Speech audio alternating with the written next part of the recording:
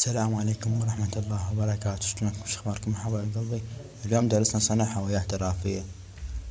اول شي نحتاج هذه الهوية. هاي الهوية راح اضعها اسفل الفيديو. هاي الهوية راح اضعها اسفل الفيديو. اول شي نروح لبرنامج انا الخطاط.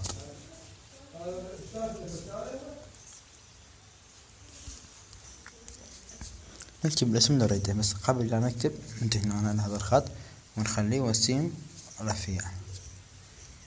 بعدين نجي نكتب الاسم. مثلا راح اكتب عن الاسم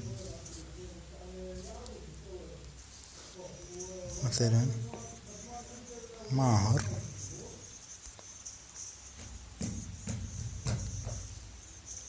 عبد الله او ماهر سين مصطفى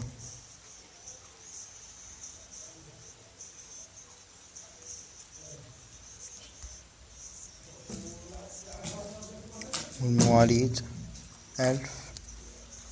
لا بس 99 هو مكتوب ب1000. 8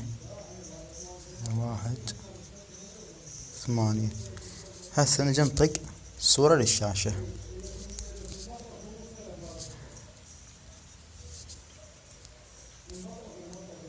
بعدين نطلع من برنامج الخطاط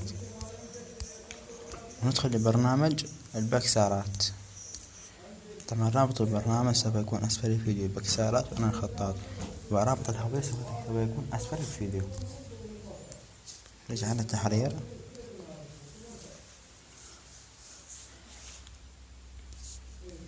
نختار الهوية.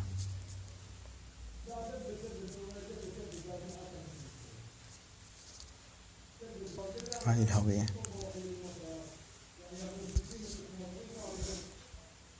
هسه نجي نضيف الصورة. نجي نضيف هاي 3 مرات او اكثر. نضيف مرة. اول شي نجي على الاسم نسوي له قص.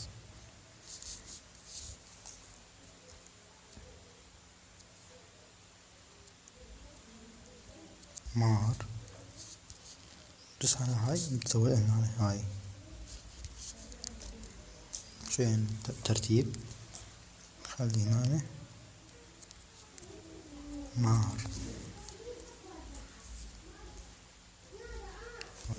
نسوي له صح. هذا حسين نخليه اسم الاب. هنا نخليه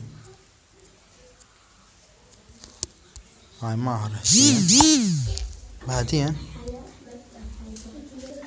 مصطفى هذا نسوي له قص. ده الاسم، اسم الجد.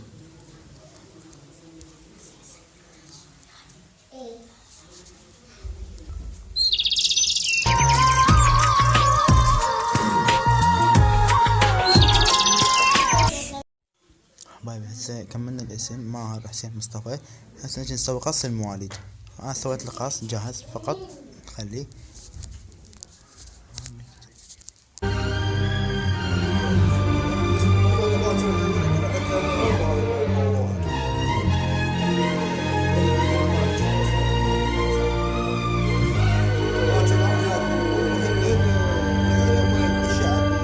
حبنا انتهى وراح، خليني مرتاح، لا تهيج جروح ناسيها قوة.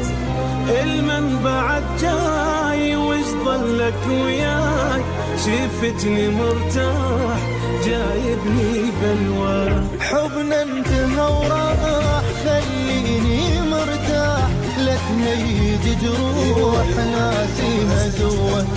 المن بعد جاي وش ظلك وياي، شفتني مرتاح جايبني بلوى.